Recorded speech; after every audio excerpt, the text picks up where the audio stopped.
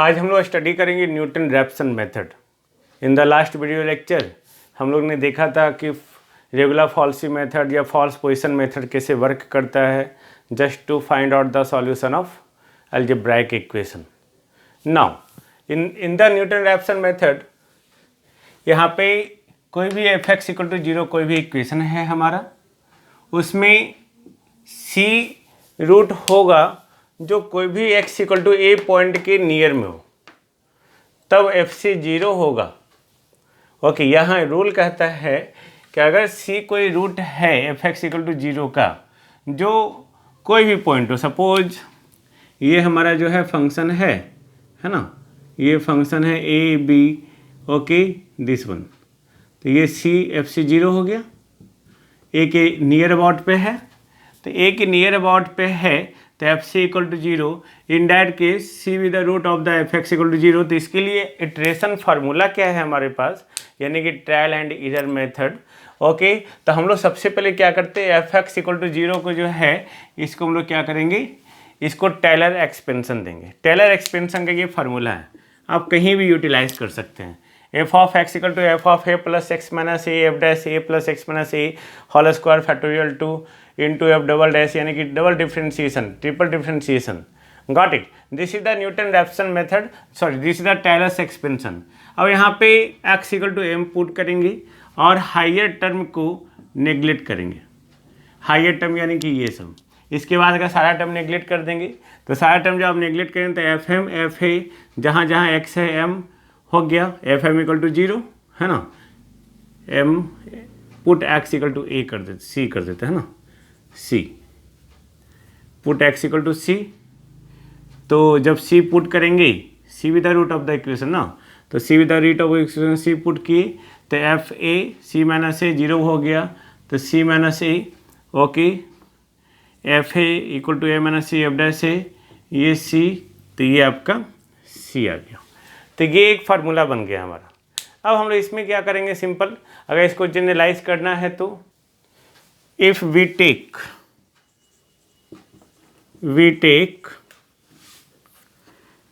a equal to x node and c equal to x1, तब क्या हो गया, x1 equal to x node minus f x node divided by f dash x node, है ना।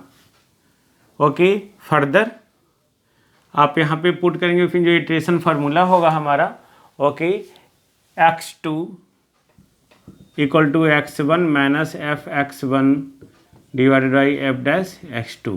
इन general xn plus 1 equal to xn minus f xn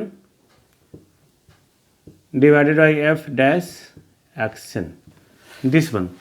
अब यहाँ पे देखो ये एक जनरल फार्मूला हो गया, इटरेटिव फार्मूला है ना, इटरेटिव फार्मूला हो गया है। ओके, इस इटरेटिव फार्मूला पे जो है n का वैल्यू कुछ भी हो सकता है, यानी कि n greater than zero, okay n equal to zero 1 2 3 dot dot dot dot कुछ भी ले सकते हैं। Then this is the iterative formula. यही आपका न्यूटन रैप्सन मेथड है जिसमें ये इटरेटिव फार्मूला है। ओके, अगर आपको क्वेश्चन में first iteration, second iteration, third iteration बोलेगा तो n इक्वल टू 3 तक, n इक्वल टू 2 तक, n इक्वल टू 0, ये फर्स्ट इटरेशन, ये second iteration, third iteration, fourth iteration. Okay, उस तरह से हम लोग देखेंगे। This is the iteration formula. Got it. Now we see some examples, some questions regarding the Newton Raphson method. Okay, मैं इसको रब करता हूँ। Now see, this is the questions. While using Newton Raphson method, find the root of equation x4 minus x minus 9 equal to 0 up to 3 iterations. Okay, तो यहाँ पे सबसे पहले हम लोग क्या करेंगे, एफ एक्स इसको मानेंगे, x4 minus x minus 9 equal to 0।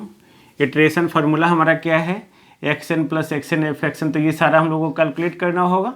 तो सबसे पहले हम लोग एफ एक्स एन लिखेंगे, f x n equal to x n to 4 minus x n minus 9।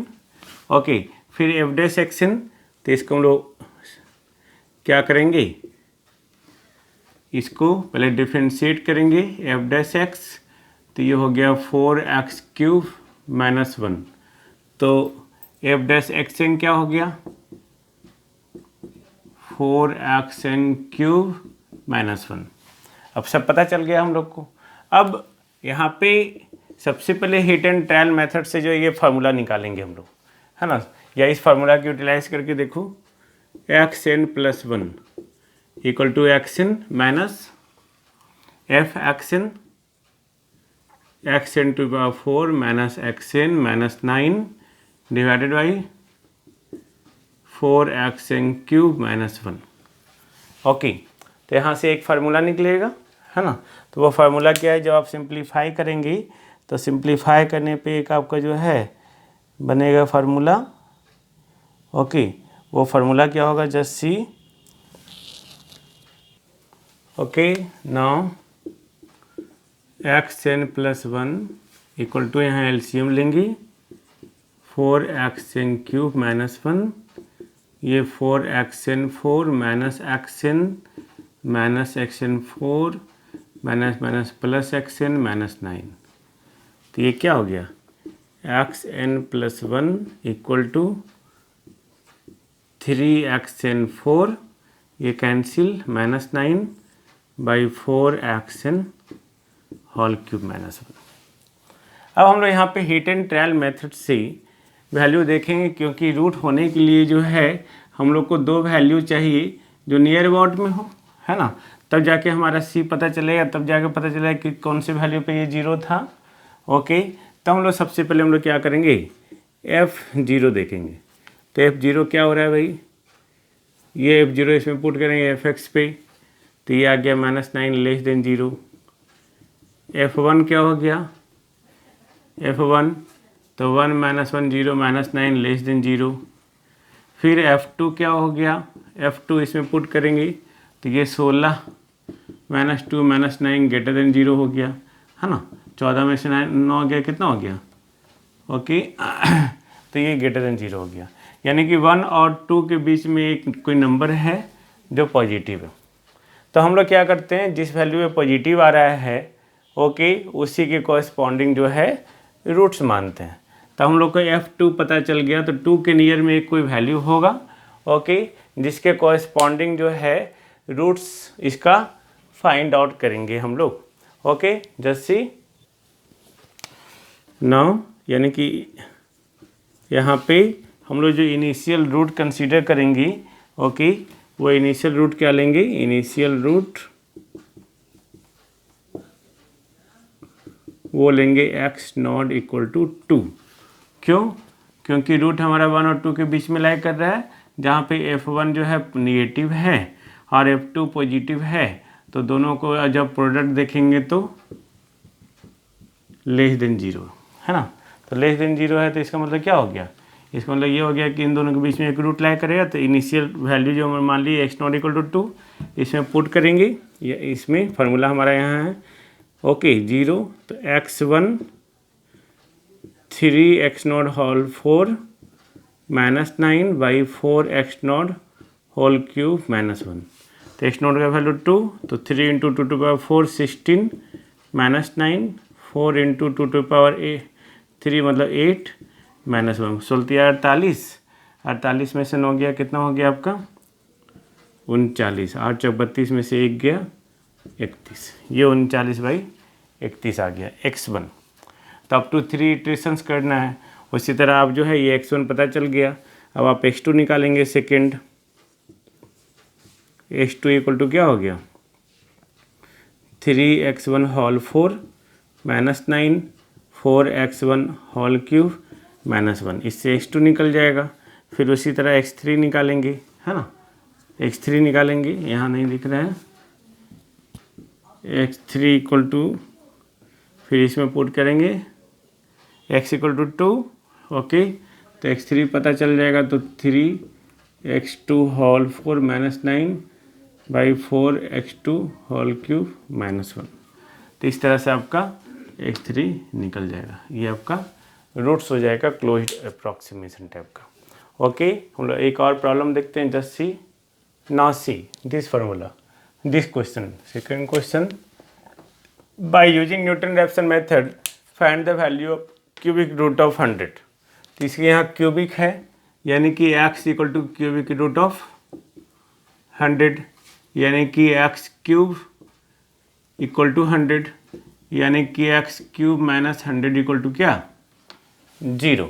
Okay, तो हम यहाँ पे फंक्शन मान लेते हैं f x equal to x cube minus 100। तो एफ डैश एक्स क्या हो जाएगा, इसको डिफ्रेंशिएट करेंगे तो ये हो जाएगा 3x²। तो अब यहाँ पे एक्सन हम लोग निकालेंगे, जो कि f x n f dash x n चाहिए। तो f x n equal to x n to the whole cube minus 100 और एफ डैश एक्सन क्या हो गया, 3xn to whole square. Okay, ना एक जनरल फार्मूला निकालेंगे हम लोग पहले, xn+1 equal to x n minus f of x n whole cube minus 100 f dash x n 3xn whole square. तो ये क्या हो गया, xn+1 इक्वल टू व्हाट, यहाँ पे जब एलसीएम लेंगे तो 3 - 1 2xn whole cube minus 100 by 3xn whole square. अब यहाँ पे एज्यूम करना है इनिशियल वैल्यू। इनिशियल वैल्यू कैसे एज्यूम करेंगे, तो देखो क्यूब रूट ऑफ 100 निकालना है। तो 100 से पहले का क्यूब रूट जो है, अब देखो cube root of 64 equal to 4 है ना। Cube root of 125 equal to 5। तो यहाँ पे 64 125 का क्यूब रूट पता है हम लोग को, लेकिन 100 का क्यूब रूट निकालना है। तो 100 जो है 125 के क्लोज है, तो 100 125 का क्लोज है। तब हम लोग इनिशियल वैल्यू क्या लेंगे, okay, initial value x0 equal to 5। क्यों, क्योंकि 100 is very close to 125 as compare to 64 है ना। आप देखेंगे 100 64 में डिफरेंस 36 है, 100 125 में डिफरेंस 25 है। बस इसमें पुट करते जाइए है ना। Put x equal to 0, first iteration यहाँ पे, then x1 equal to 2x0 whole cube minus 100 by 3x0 whole square. तो 2 × 5 whole cube minus 100 by 3 × 5 whole square. तो 5 25 25 25 125 दूना 250, 50 बाई 5 25 25 दूना 50, 2/3। ओके, ये 2/3 हो गया 75। ओके, उसी तरह put x equal to 1, then x2 equal to what, 2x1 whole cube minus 100 by 3x1 whole square. इसमें पुट करेंगे हम लोग। ओके, ये यहाँ प्लस है ना, यहाँ प्लस हो जाएगा, ये भी यहाँ प्लस हो जाएगा, सॉरी। तो 5 25 25 125 दूना 250, 250 हो गया, ये 350। ओके, तो 350 25 दिया 75, तो ये 350/75 हो गया है ना। तो 70/15 14/3। ओके, तो इसी तरह यहाँ पे x1 का वैल्यू पुट करेंगे तो इससे x2 का वैल्यू आएगा और जो भी होगा वो आपका आंसर होगा। Got it.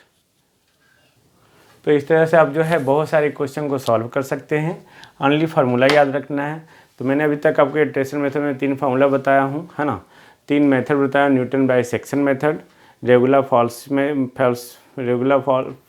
Method, false position method, Newton Raphson method. Okay, तो यहाँ पे तीनों मेथड में एक ही चीज़ कॉमन था कि एफ एक्स जो है वो कंटिन्यूस है इन बिटवीन 2 पॉइंट्स, जहाँ पे इन दोनों का प्रोडक्ट जो है दोनों पॉइंट पे अगर ए और बी का बीच में कंटिन्यूस है तो F A into F be always less than 0 होना चाहिए, तभी उन दोनों के बीच में एक वैल्यू होगा जो उसका रूट होगा। ये कॉमन है। बाकी तीनों का अपना अपना इटरेशन फार्मूला है, वो इटरेशन फार्मूला याद रखिए और आपका क्वेश्चन सॉल्व हो जाएगा। That is too easy. Okay, thank you. बहुत सारे प्रॉब्लम के साथ और बहुत सारे कंसेप्ट के साथ फिर मिलते हैं। Okay, thank you.